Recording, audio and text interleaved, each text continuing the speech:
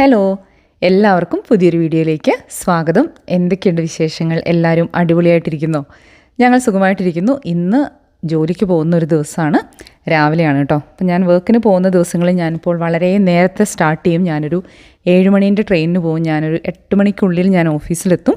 അതുപോലെ നേരത്തെ ഒരു 3:30 ഒക്കെ ആകുമ്പോൾ തിരിച്ചു വരും. അത് എനിക്കിപ്പോൾ നന്നായി വർക്ക് ചെയ്യുന്നൊരു റുട്ടീനായി തോന്നുന്നുണ്ട്. അതുകൊണ്ട് അങ്ങനെ അങ്ങ് ഫോളോ ചെയ്യുന്നു. ഇന്ന് ലഞ്ചിന് വളരെ ഹെൽത്തി ആയിട്ടുള്ള ഒരു ചിക്കൻ സാൻഡ്വിച്ചാണ്. ഇത് ഞാൻ കഴിഞ്ഞ ദിവസം ഇന്നലെ ഡംപ്ലിങ്സ് ഉണ്ടാക്കിയിട്ടുണ്ടായിരുന്നു. അതിന് വേണ്ടിയിട്ട് പ്രിപ്പയർ ചെയ്തൊരു മിക്സാണ്. ഇതിലപ്പം ക്യാരറ്റ്, ക്യാപ്സിക്കം, ക്യാബേജ് ഇതൊക്കെയുണ്ട്. പിന്നെ നമ്മൾ ചിക്കൻ വെറുതെ കുറച്ച് കുരുമുളകും ഉപ്പും ഇട്ടിട്ടൊന്ന് കുക്ക് ചെയ്തിട്ട് അത് നമ്മളൊന്ന് പൾസ് ചെയ്ത് ചെറുതായിട്ടൊന്ന് ഷ്രെഡ് ചെയ്തിട്ട് ആഡ് ചെയ്തിട്ടുണ്ട്. അതിലോട്ട് നമ്മൾ കുറച്ച് സോയാ സോസും പെപ്പറും, ഇത്രയും സംഭവമുള്ളൂ. വളരെ സിമ്പിളായിട്ടുള്ളൊരു മിക്സാണ്. സാൻഡ്വിച്ച് ഉണ്ടാക്കാൻ വേണ്ടിയിട്ട് ഞാൻ ഇതിലോട്ട് കുറച്ച് ഗ്രീക്ക് യോഗട്ടും കുറച്ച് പെപ്പറും കൂടി ആഡ് ചെയ്യുന്നുണ്ട്. അതുപോലെ കുറച്ച് വിനെഗറും ചില്ലി ഫ്ലേക്സും കൂടെ ആഡ് ചെയ്യുന്നുണ്ട്. ഉപ്പും കൂടെ ഒന്ന് നോക്കുക. എന്നിട്ട് ഇത് നന്നായിട്ടൊന്ന് മിക്സ് ചെയ്തെടുക്കുക. നമുക്കിനി നല്ല യമ്മി ആയിട്ടുള്ള സാൻഡ്വിച്ച് വേണമെങ്കിൽ ഈ ഒരു യോഗട്ടിന് പകരം നമുക്ക് മയണൈസ് ആഡ് ചെയ്യാം. ഞാനങ്ങനെ മയണൈസ് ഇപ്പോൾ യൂസ് ചെയ്യാറേ ഇല്ല. അതുകൊണ്ട് ഞാൻ ഗ്രീക്ക് യോഗട്ടാണ് നമ്മളെല്ലാവരും, അതായിട്ട് സെറ്റാണ്. പിന്നെ വേണമെങ്കിൽ നമുക്ക് കുറച്ച് ഷുഗർ ഇടാം. ഒരു 1 ടീസ്പൂൺ ഒക്കെ ഷുഗർ ഇടാം. ആ ടേസ്റ്റ് ഒന്ന് ബാലൻസ് ചെയ്യാൻ നമ്മൾ സാൻഡ്വിച്ചൊക്കെ ഉണ്ടാക്കുമ്പോൾ നല്ലൊരു ഫ്ലേവറാണ്. ഇത് നമ്മുടെ ഒരു ഗോ ടു സാൻഡ്വിച്ചാണ്. ഇതിൻ്റെ ഒരു പ്രത്യേകത എന്താണെന്ന് വെച്ചാൽ നമുക്കിത് ഫ്രിഡ്ജിൽ വെച്ചിട്ട് ഒരു കോൾഡ് സാൻഡ്വിച്ച് എന്നാണ് പറയുക. അപ്പോൾ നമുക്ക് പിന്നെ ഓഫീസിൽ ചെന്ന് ചൂടാക്കേണ്ട ആവശ്യമില്ല. പിള്ളേർക്കാണെങ്കിലും അങ്ങനെ തന്നെ കഴിക്കാം. പിന്നെ നമ്മൾ ഒരുപാട് യോഗട്ടൊന്നും ആഡ് ചെയ്യരുത്, അപ്പോൾ അത് ഭയങ്കര സോഗിയായിട്ട് പോകും. മയണൈസ് ആണെങ്കിൽ കുറച്ചും കൂടെ നല്ലൊരു ടെക്സ്ചറൊക്കെ മെയിൻറ്റെയിൻ ചെയ്യാൻ ഒന്നുകൂടെ നല്ലത് മയണൈസാണ്. നിങ്ങൾ ഇതുവരെ ട്രൈ ചെയ്തിട്ടില്ലെങ്കിൽ ഡെഫിനറ്റ്ലി വർത്ത് ട്രൈയിങ്. പിന്നെ നമുക്കിപ്പോൾ തിരക്കിട്ട് നമ്മൾ ഓഫീസിലൊക്കെ പോകുമ്പോൾ നമുക്ക് വേണമെങ്കിൽ തലേന്ന് രാത്രി പ്രിപ്പയർ ചെയ്തും വെക്കാം.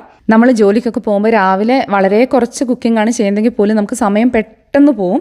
അതുകൊണ്ട് ഞാൻ കഴിയുന്നത്ര കാര്യങ്ങൾ തലേന്ന് തന്നെ റെഡിയാക്കി വെക്കും. അങ്ങനെയാണെങ്കിൽ നമുക്ക് രാവിലെ പെട്ടെന്ന് ഒരു 30 to 40 മിനിറ്റ്സിൽ എൻ്റെ കാര്യങ്ങളൊക്കെ തീർക്കണം എന്നാണ് എൻ്റെ ഒരു ആഗ്രഹം കേട്ടോ. നമ്മളെപ്പോഴും തന്നെ ഈ ഒരു ഹോൾ മീൽ ബ്രെഡാണ് മേടിക്കാറുള്ളത്. ഇത് അത്യാവശ്യം സോഫ്റ്റാണ്. പിന്നെ നമ്മളെല്ലാവരും ഇതിൻ്റെ ഒരു ടേസ്റ്റൊക്കെ ആയിട്ട് യൂസ്ഡും ആണ് കേട്ടോ. ഇതെന്നിട്ട് നമ്മൾ ബ്രെഡൊന്നും ടോസ്റ്റും ഒന്നും ചെയ്യേണ്ട ആവശ്യമില്ല. നമ്മൾ ബ്രെഡിൽ ഇതുപോലെ ഫില്ലിംഗ് അപ്ലൈ ചെയ്ത് കൊടുക്കുക. എന്നിട്ട് ഞാനൊരു 4 പീസാക്കി കട്ട് ചെയ്ത് അങ്ങനെ കൊണ്ടുപോകാറാണ് പതിവ്. അപ്പോൾ നമ്മുടെ ഒരു യൂസ് ടു ലഞ്ച് എന്ന് പറയുന്നത് പ്രത്യേകിച്ച് മക്കൾക്ക് ഇതുപോലെ സാൻഡ്വിച്ച്, അതുപോലെ റാപ്പ്. അപ്പോൾ ഞാനിതിലൊക്കെ കഴിയുന്നത്ര ഒരു വെജീസും ചിക്കനോ പനീറോ എഗ്ഗോ അങ്ങനെ എന്തെങ്കിലുമൊക്കെ ആഡ് ചെയ്യാനായിട്ട് ട്രൈ ചെയ്യും. ഞാൻ ഈ ഒരു സാൻഡ്വിച്ച് എനിക്ക് ബ്രേക്ക്ഫാസ്റ്റിന് വേണ്ടി കൊണ്ടുപോകാൻ കൂടി വേണ്ടിയാണ്. ഞാൻ ഓഫീസിൽ ചെന്നിട്ടൊരു 10 മണി ആ ഒരു സമയത്താണ് ബ്രേക്ക്ഫാസ്റ്റ് കഴിക്കാറുള്ളത് കേട്ടോ. അപ്പോൾ ഞാനങ്ങനെ ഇവരുടെ ലഞ്ചൊക്കെ പാക്ക് ചെയ്യുന്നു. ഞാൻ ലഞ്ചിന് കൊണ്ടുവന്ന് ചോറും കറികളുമാണ്. നമ്മുടെ കുത്തിരിച്ചോറും പിന്നെ ഞാൻ ചന കടലയില്ലേ അത് കറി വെച്ചിട്ടുണ്ടായിരുന്നു. അതുപോലെ ചീര തോരനുണ്ട്. ചീര ഇപ്രാവശ്യം കുറച്ച് ലേറ്റ് ആയിട്ടാണ് ഉണ്ടായത്. എനിക്ക് കഴിഞ്ഞ വർഷമൊക്കെ ഒരുപാട് ചീര ഉണ്ടായിരുന്നു. ഇപ്രാവശ്യം അങ്ങനെ അധികം ഇല്ലായിരുന്നു. അപ്പോൾ ഇങ്ങനെ ഇപ്പോഴാണ് കുറച്ച് ചീരയൊക്കെ ആയി വരുന്നത്. എനിക്ക് നല്ല ഇഷ്ടമാണ് കേട്ടോ ചീര. ഇവർക്കാർക്കും അങ്ങനെ വലിയ താല്പര്യമില്ല. പക്ഷേ ഞാനിങ്ങനെ അതൊക്കെ ഉണ്ടാക്കി എല്ലാവരെ കൊണ്ടും കഴിപ്പിക്കും. പണ്ട് മുതലേ എൻ്റെ ഒരു ഫേവറേറ്റ് സംഭവമാണ് ഈ ചീര എന്ന് പറയുന്നത്, ചുവന്ന ചീര എന്ന് പറയുന്നത്. ഇപ്പോഴും എനിക്ക് പണ്ടുള്ള അതേ ഇഷ്ടമാണ്. അതിൻ്റെ ഒരു സ്മെല്ലൊക്കെ ഉണ്ടല്ലോ, എനിക്കത് ഭയങ്കര നൊസ്റ്റാൾജിക്കും ഒത്തിരി ഇഷ്ടമാണ് കേട്ടോ. പക്ഷേ നല്ല വെരി റിച്ച് ഇൻ ന്യൂട്രിയൻസ് ഒക്കെയാണ്. നമ്മുടെ പിള്ളേർക്കൊന്നും ഒരു താല്പര്യമില്ല. ഞാനിതിനൊക്കെ എന്ത് ടേസ്റ്റാന്നൊക്കെ പറഞ്ഞ് ഇവരെ കൊണ്ടൊക്കെ ഇങ്ങനെ കഴിപ്പിക്കും. പിന്നെ എന്താ പറയുക, ഉണ്ടാക്കുന്നത് കുറച്ച് ക്വാണ്ടിറ്റി ആണെങ്കിലും എല്ലാവരും കഴിക്കണമെന്ന് ഞാനിങ്ങനെ നിർബന്ധിക്കും.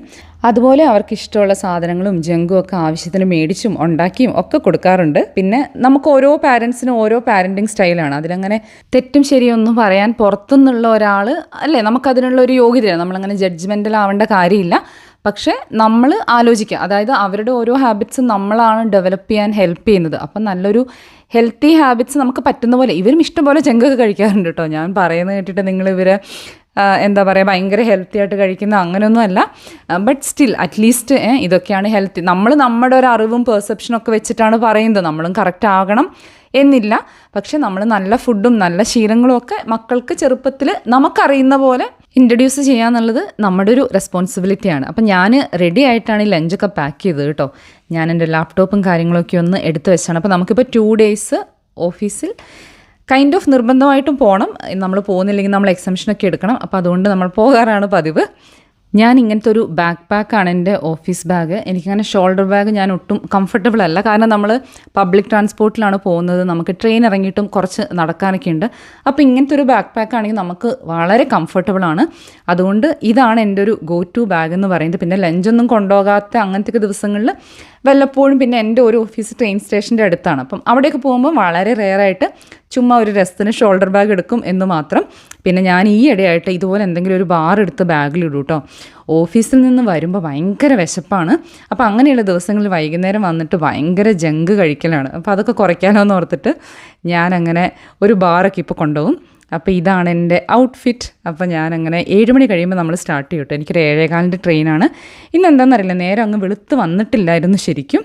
പക്ഷേ ഇവിടേക്ക് എത്തിയപ്പോഴത്തേക്കും നല്ല ബ്രൈറ്റ് ആൻഡ് സണ്ണിയായി. നമ്മൾ ഓഫീസിൽ പോകുന്നതിന് എത്രയൊക്കെ നെഗറ്റീവ് പറഞ്ഞാലും എനിക്ക് എപ്പോഴും ഈ ഒരു സിറ്റിയിൽ വന്ന് ഇതൊക്കെ കാണുമ്പോൾ ഭയങ്കര ഒരു ഗ്രാറ്റിറ്റ്യൂഡ് തോന്നാറുണ്ട്. ലൈക്ക് നമ്മൾ പൊതുവേ ജോലി ചെയ്യുന്ന എല്ലാവരും ജോലിയെ കുറ്റം പറയാറുണ്ട്. നമ്മൾ പറയും വീക്കെൻഡ് ആകാൻ വേണ്ടി നമ്മൾ കാത്തിരിക്കുകയാണ്, അതിനു വേണ്ടിയാണ് നമ്മൾ ജോലി ചെയ്യുന്നത് എന്നൊക്കെ. പക്ഷേ നമ്മൾ എന്തൊക്കെ പറഞ്ഞാലും എന്നെ സംബന്ധിച്ച് വ്യക്തിപരമായിട്ട് എനിക്ക് ഏറ്റവും അഭിമാനവും സന്തോഷവും ഒക്കെയുള്ള ഒരു കാര്യമാണ് എൻ്റെ ഒരു ജോലി എന്ന് പറയുന്നത്. അതെൻ്റെ ഒരു ഐഡൻറ്റിറ്റിയുടെ ഭാഗമാണ്. നമ്മുടെ ഇപ്പോഴത്തെ നിത്യജീവിതത്തിൻ്റെ ഭാഗമായിട്ടുള്ള പല കാര്യങ്ങളും ഒരു കാലത്ത് നമ്മുടെ ഏറ്റവും വലിയ സ്വപ്നമായിരുന്നു. നമ്മളത് നേടുമോ എന്ന് പോലും നമുക്ക് ഉറപ്പില്ലാതിരുന്ന, എന്നാൽ നമ്മുടെ അത്രയും വലിയ ഒരു സ്വപ്നമായിരുന്നല്ലേ. പക്ഷെ അതൊരു യാഥാർത്ഥ്യമായി കഴിയുമ്പോൾ നമ്മുടെ ജീവിതം അതാകുമ്പോൾ നമുക്കതിനൊരു വില നമ്മൾ പലപ്പോഴും കൊടുക്കാറില്ല, അല്ലെങ്കിൽ അതോർത്ത് നമ്മൾ ഒരു താങ്ക്ഫുൾ ആകാറില്ല. ചിലപ്പോഴെങ്കിലും നമ്മളെല്ലാവരും ഒരു ഡ്രീം ലൈഫിൻ്റെ പുറകെയാണ് എന്ന് നമുക്ക് തോന്നാറുണ്ടോ? പക്ഷെ നമ്മുടെ ഇപ്പോഴത്തെ ഒരു ജീവിതം പലപ്പോഴും കുറേ കാലം മുമ്പ് നമ്മുടെ ഒരു ഡ്രീം ലൈഫായിരുന്നു.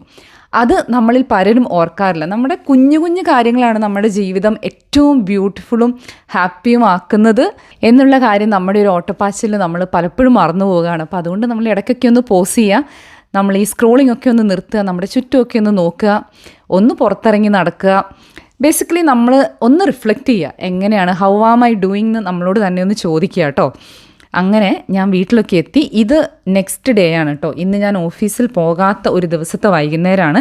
ആക്ച്വലി ഓഫീസിൽ പോകുന്ന ദിവസങ്ങളിൽ ഞാൻ കഴിയുന്നതും ഒരു പണിയും വന്നു കഴിയുമ്പം ഇല്ലാതിരിക്കാൻ ട്രൈ ചെയ്യും. കാരണം നമുക്കൊരു ക്ഷീണമാണ്, പിന്നെ എനിക്കൊരു റെസ്റ്റൊക്കെ എടുക്കാനുള്ളൊരു മൂഡാണ്. പിന്നെ അടുക്കളയിൽ കയറി അധികം അങ്ങനെ പണിയൊന്നും എടുക്കാൻ തോന്നില്ല. എന്നാലും നമുക്ക് കുറച്ച് കാര്യങ്ങളൊക്കെ ചെയ്യാനുണ്ടാകും. എന്നാലും അത് നമ്മൾ വീഡിയോ കൂടി എടുക്കുമ്പോൾ അത് കുറച്ചുകൂടെ ഒരു എഫേർട്ടാണ്. എനിക്കങ്ങനെ അന്ന് തോന്നിയില്ല എന്നുള്ളതാണ് സത്യം.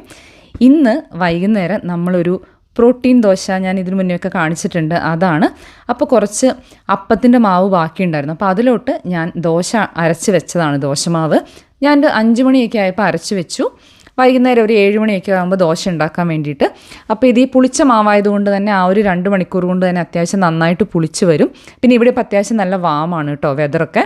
പിന്നെ ഞാൻ കുറച്ച് പനീർ ബട്ടർ മസാല ഉണ്ടാക്കുന്നുണ്ട്. അത് നമ്മൾ പല പ്രാവശ്യം കാണിച്ചിട്ടുള്ള നമ്മുടെ ഈസി പീസി റെസിപ്പിയാണ്. ഞാൻ വീണ്ടും അത് ഷെയർ ചെയ്യുന്നില്ല. കുറച്ച് തുണിയൊക്കെ കഴുകാനിട്ടിട്ടുണ്ടായിരുന്നു, അപ്പോൾ അതെടുത്ത് ഡ്രയറിലിട്ടതാണ്. കഴിയുന്നത്ര കൃത്യമായിട്ട് ചെയ്യുന്ന ഒരു കാര്യമാണ് ഈ ഒരു ലോണ്ട്രി എന്ന് പറയുന്നത്. കാരണം അത് നമ്മൾ പെൻഡിങ്ങിൽ വെച്ചാൽ പിന്നെ അതൊന്ന് ക്ലിയർ ചെയ്യണമെങ്കിൽ വലിയൊരു പണിയാണ്. നമ്മളൊരു 3-4 ലോഡൊക്കെ ഒരുമിച്ച് കഴുകുക എന്ന് പറഞ്ഞാൽ നമ്മുടെ ഒരു ദിവസത്തെ പണിയാണ്. അപ്പോൾ അതുകൊണ്ട് കഴിയുന്നതിന് റിലേറ്റഡായിട്ട് ഞാനതങ്ങ് ചെയ്യും കേട്ടോ. അപ്പോൾ ഞാൻ ഈ 25ൻ്റെ തുടക്കത്തിൽ ഞാൻ പറഞ്ഞിട്ടുണ്ടായിരുന്നു, ഈ വർഷത്തെ ഒരു പ്രധാന ഗോളെന്ന് പറയുന്നത് വായിക്കണം, കഴിയുന്നത്ര പുസ്തകങ്ങൾ വായിക്കണം എന്നൊക്കെ. അപ്പോൾ ഞങ്ങളിങ്ങനെ കുറച്ച് ക്ലോസ് ഫ്രണ്ട്സ് ഉണ്ട്, ഞാൻ ഇങ്ങനത്തെ കാര്യങ്ങളൊക്കെ പറയുകയും നമ്മൾ ചാനലിൻ്റെ കാര്യങ്ങളൊക്കെ ചുമ്മാ ഇങ്ങനെ രസത്തിന് ഡിസ്കസ് ചെയ്യുകയൊക്കെ ചെയ്യുന്നത്. അപ്പം എന്നോട് എൻ്റെ ഫ്രണ്ട് ചോദിച്ചു എങ്ങനെയുണ്ട് വായനയൊക്കെ. ഞാൻ പറഞ്ഞു കുഴപ്പമില്ല, ഇങ്ങനെ ഒരുവിധമൊക്കെ അങ്ങനെ പോകുന്നുണ്ടെന്ന്. അപ്പോൾ ആളിനോട് പറഞ്ഞു കണ്ടൻറ്റ് ക്രിയേറ്റ് ചെയ്യാൻ മാത്രമൊക്കെ വായിക്കുന്നുണ്ടാകും അല്ലേന്ന്.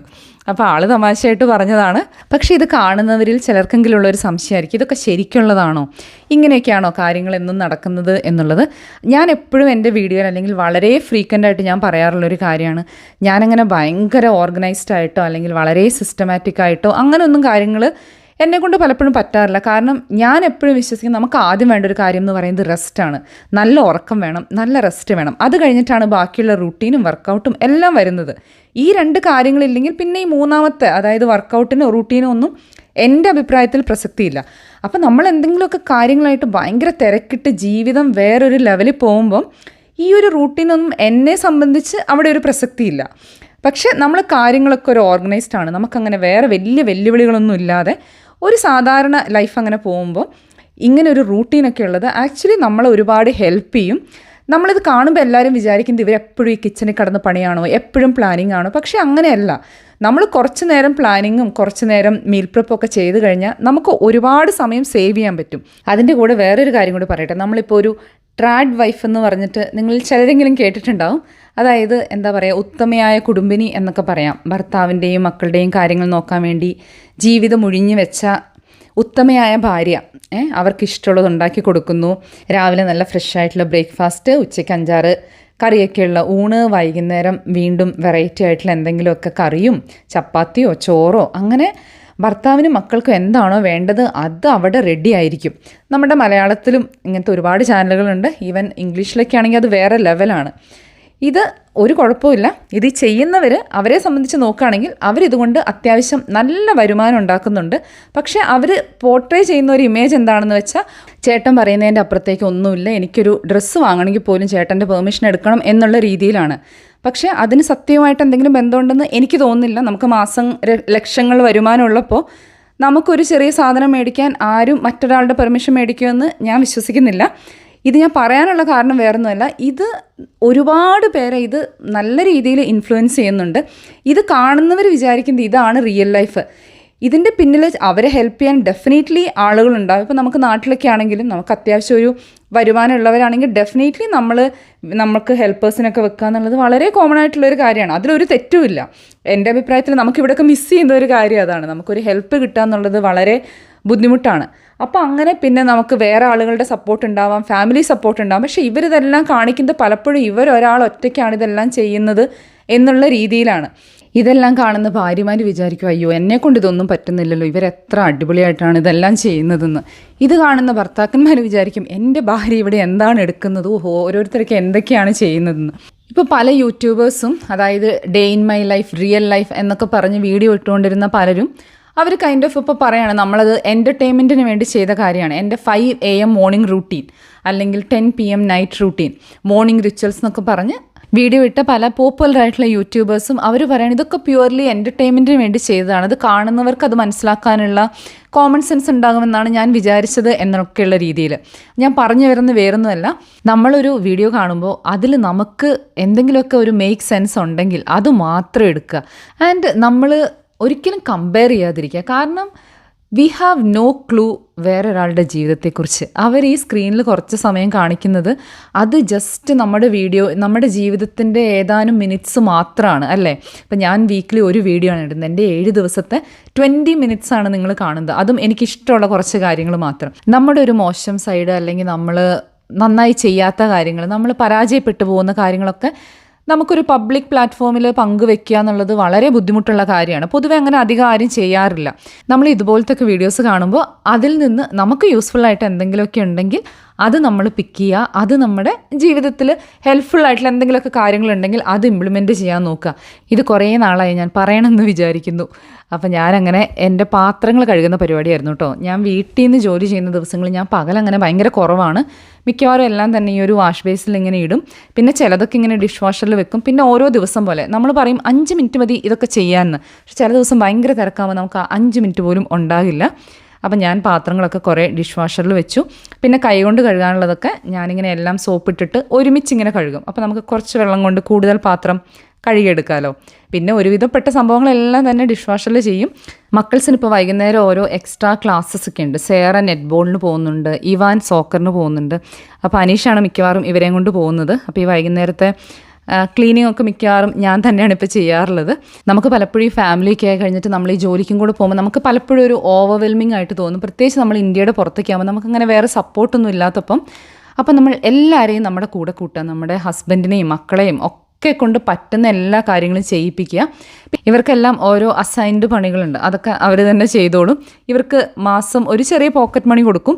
ഇവർക്ക് പണി ചെയ്യാൻ അങ്ങനെ ഭയങ്കര ഇഷ്ടമൊന്നുമല്ല, പക്ഷേ പോക്കറ്റ് മണിയൊക്കെ കിട്ടുന്നതുകൊണ്ട് അവരങ്ങനെ ചെയ്യും. പിന്നെ നമ്മുടെ വീട്ടിലെ ജോലികൾ എല്ലാവരുടേതും കൂടെ ആണ് എന്നുള്ള ഒരു കാര്യം എല്ലാവരോടും പറയുക. ഇപ്പോൾ മക്കളോടാണെങ്കിലും നമ്മൾ ചെറുപ്പം തൊട്ടേ പറയാം, അമ്മയ്ക്ക് ജോലിയുണ്ട്, അതിൻ്റെ കൂടെ വീട്ടിലെ കാര്യങ്ങൾ നോക്കണം, അപ്പം നിങ്ങളും അമ്മേനെയും പപ്പേനെയും ഹെൽപ്പ് ചെയ്യണം എന്ന് അവരോട് പറയാം. അവർക്ക് കുഞ്ഞായിരിക്കുമ്പോൾ അതൊന്നും മനസ്സിലാവണമെന്നില്ല, പക്ഷേ കുറച്ച് കഴിയുമ്പോൾ അവർക്കത് മനസ്സിലാവും. വീട്ടുജോലികൾ എന്ന് പറയുന്നത് വീട്ടിലുള്ള എല്ലാവരുടെയും കൂടെ ഉത്തരവാദിത്വമാണ് എന്നുള്ളൊരു കാര്യം അവരെയും ഓർമ്മിപ്പിക്കുക. അപ്പോൾ വലുതാകുമ്പം അവർക്കും ആ ഒരു റെസ്പോൺസിബിലിറ്റി ഉണ്ടാവും, ആ ഒരു അണ്ടർസ്റ്റാൻഡിങ് ഉണ്ടാവും.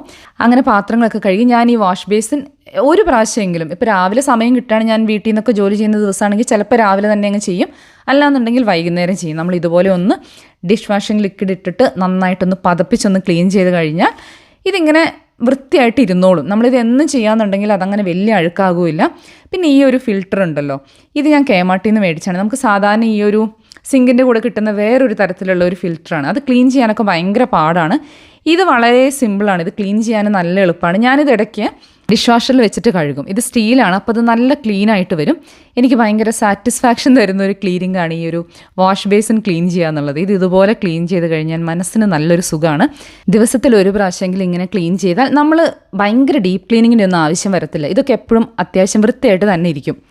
ഇന്ന് നമുക്ക് ഡിന്നറിന് ദോശയാണെന്ന് പറഞ്ഞല്ലോ, അപ്പോൾ അതിൻ്റെ കൂടെ ഒരു ടൊമാറ്റോ ചട്നിയാണ്. ഈ ടൊമാറ്റോ ചട്നി ഞാൻ വീക്കെൻഡ് ഉണ്ടാക്കി വെച്ചതാണ്.